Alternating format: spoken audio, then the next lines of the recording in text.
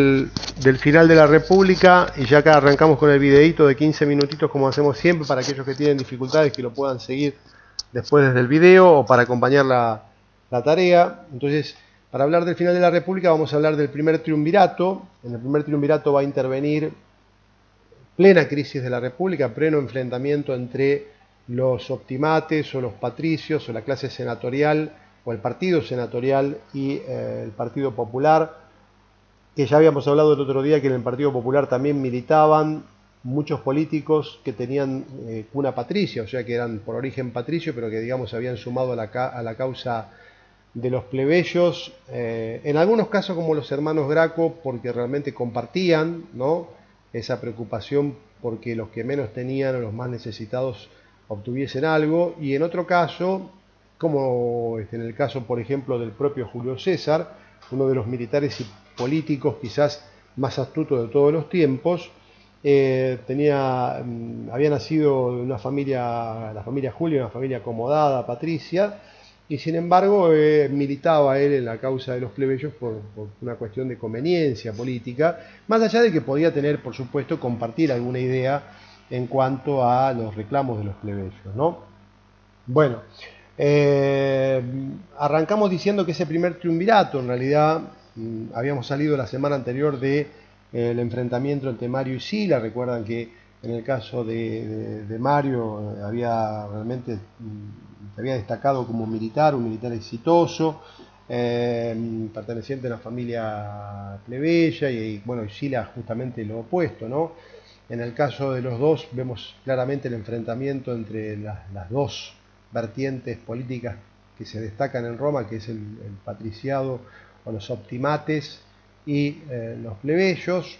Esto condujo irremediablemente al enfrentamiento encarnizado entre los dos grupos, inclusive arrastrando al ejército en este conflicto, que también lo habíamos visto la semana pasada, cómo el ejército empieza a ser un factor decisivo. Aquellos que cuentan con el apoyo del ejército, realmente aquellos políticos que cuentan con el apoyo del ejército, muchas veces van a definir su participación exitosa en la política, ¿cierto? Así como el ejército se vuelve un elemento muy importante a la hora de ver qué político va a ser el que tenga mayor influencia o va a orbitar con mayor influencia justamente en la política de Roma.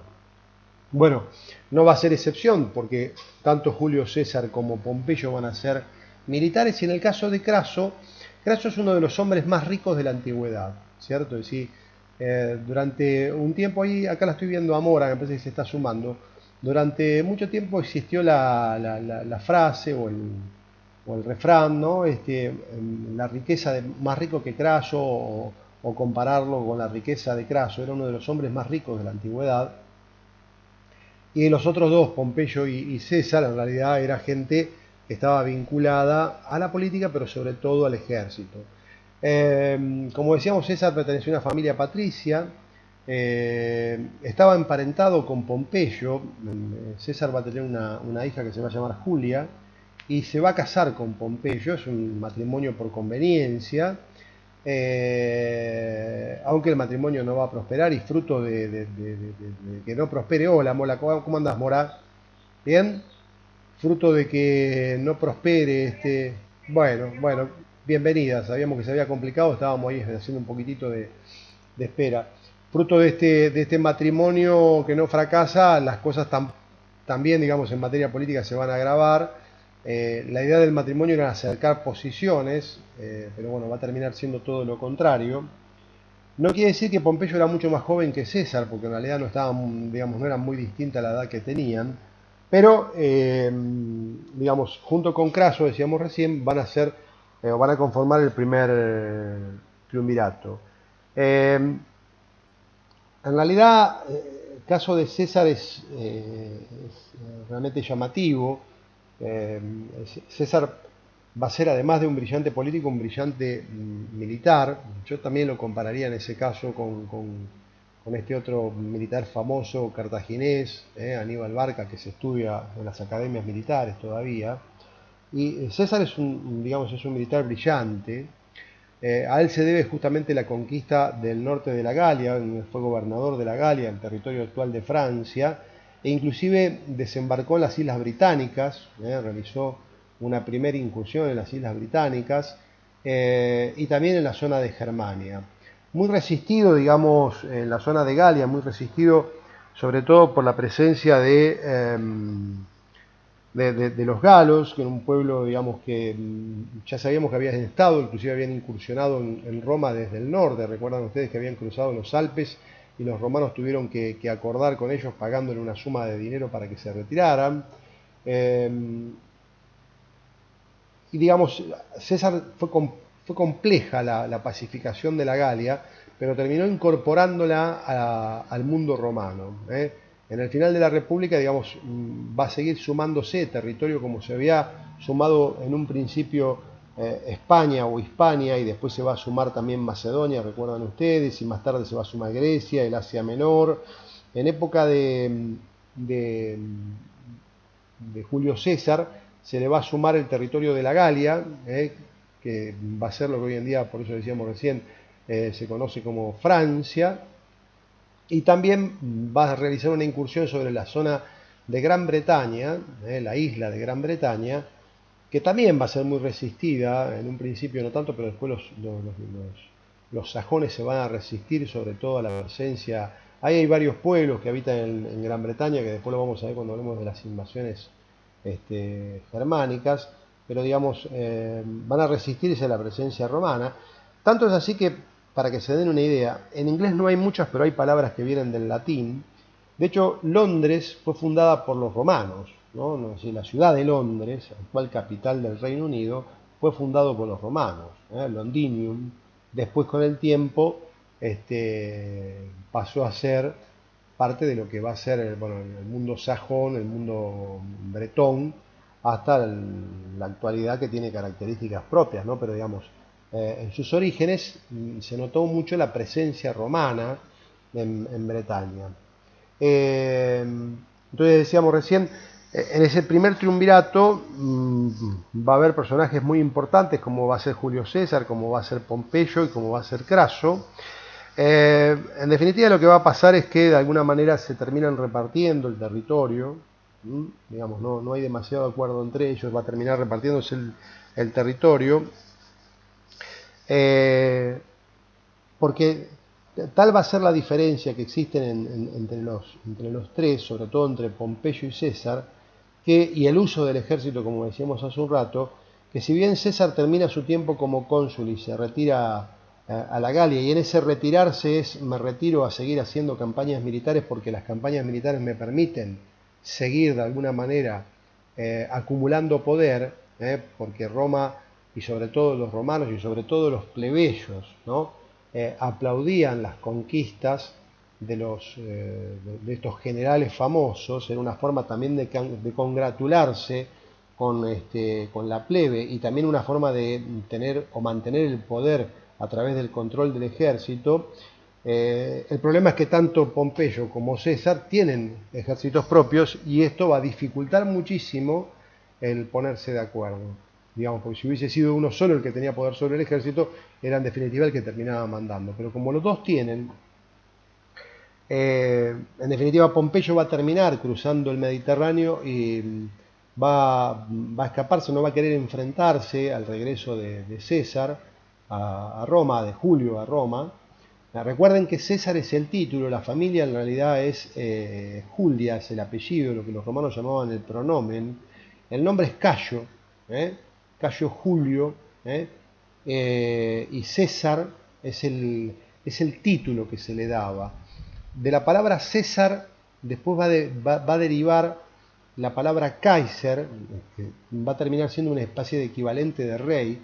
Kaiser, que así llamaban justamente los alemanes a sus gobernantes en el siglo XIX y principios del siglo XX, y también va a deformar, la palabra se va a deformar y va a ser la que va a dar origen a la palabra zar, que en Rusia se nombró, digamos, los reyes del siglo XIX hasta la Revolución Rusa del XVII van a ser nombrados no como reyes sino como zares. Entonces fíjense de dónde la palabra César, cómo impactó el latín que hablábamos el otro día, ¿no? Como el antiguo mundo romano todavía, hasta la actualidad, desde el nombre de la ciudad de Londres hasta los títulos parecidos o semejantes a reyes que usaron en Rusia en el siglo XIX y principio del siglo XX, igual que en Alemania, corresponden al antiguo mundo romano. Fíjense de qué manera tiene trascendencia el mundo romano. Por eso siempre aclaro yo que no es tan importante recordar los hechos de memoria cuando estamos haciendo historia, sino entender las relaciones que existen entre lo que estamos estudiando, en este caso, la transición entre la República y el Imperio, y la actualidad, de qué manera eso que estudiamos tiene trascendencia e impacta en la actualidad, ¿cierto? Entonces, Pompeyo escapa y termina escapando a Egipto, y en Egipto es asesinado, digamos, lo asesina Ptolomeo. Ptolomeo es descendiente de los antiguos generales. ¿Se acuerdan del general Ptolomeo que sirvió con Alejandro Magno y que después que muere Alejandro Magno se reparte en el imperio de Alejandro y Ptolomeo se queda justamente con la zona de Egipto y inicia la famosa dinastía de los Ptolomeos, de los descendientes de este general Ptolomeo, de los cuales el faraón, que va a ser el último de los Ptolomeos, digamos, que gobierna Egipto, termina asesinándolo a Pompeyo, y cuando César llega a Egipto le ofrece la cabeza de Pompeyo en una bandeja digamos, como tributo, para congraciarse con César, cosa que a César le disgustó profundamente porque, digamos, él no concebía la idea de que alguien que no fuese romano intervenga en los asuntos de los romanos, por lo que termina deponiéndolo, sacándolo del cargo de faraón, y en el lugar pone a su hermana, y cuando les diga el nombre de la hermana va a ser muy conocida, porque, digamos, es un personaje de estos históricos que son muy conocidos. La hermana de Ptolomeo es... ¿Alguien sabe? No, nadie sabe. Cleopatra. La hermana de Ptolomeo es Cleopatra. Claro, fue la última faraona, la última reina de Egipto, pero es que ya no era, vos fíjate, hacía 250, 300 años que, digamos que las dinastías en Egipto eran macedónicas. La última etapa de Egipto no fue egipcia, valga la redundancia, en cuanto a los regentes, en cuanto a los faraones, sino que descendían del antiguo general Ptolomeo, que había servido bajo Alejandro Magno. Recuerden que Alejandro Magno incorpora Egipto. De hecho, la tumba funda Alejandría ahí en la desembocadura del Nilo contra el Mediterráneo, donde estaba enterrado, digamos. Alejandro Magno quedó enterrado ahí en Alejandría, donde, entre otras cosas, estaba la famosa biblioteca de Alejandría y el faro. Y a partir digamos, de ubicar la Cleopatra en el puesto de faraona, empieza un amorío entre Cleopatra y César. Dicen algunos que Cleopatra era una mujer muy encantadora, no tanto vinculada a la belleza, si bien era una mujer muy, muy, muy llamativa, muy linda. Digamos, era una mujer encantadora en cuanto a su habilidad social. Era una mujer que, digamos, muy preparada, que, digamos, de alguna forma atrapó a Julio César, y de la relación que hay entre Julio César y Cleopatra van a ser un hijo que va a ser Cesarino. Julio César no va a quedarse en Egipto, por el contrario, va a volver a Roma, y con Julio César, digamos, con Julio César al frente de Roma, se termina este primer triunvirato y se convierte en dictador. ¿Qué significa que se convierte en dictador? Se convierte de alguna manera en cónsul perpetuo, rompiendo con los criterios propios de la República, que hacían justamente que los cónsules tuviesen un tiempo de duración. Se congratula sobre todo con los plebeyos a través de una serie de reformas de reformas, y no tan solo reformas, sino hablábamos el otro día, ¿se acuerdan cuando hablábamos de pan y circo, esto de las fiestas, ¿no? Como una manera de mantener al público cautivo y lejos de prestar atención a los problemas reales, cosa que todavía hoy sigue funcionando, digamos, no se inventó en la actualidad, sino que esto viene de larga data. Pero en definitiva, parte del Senado resiste mucho esta postura de Julio César y es asesinado.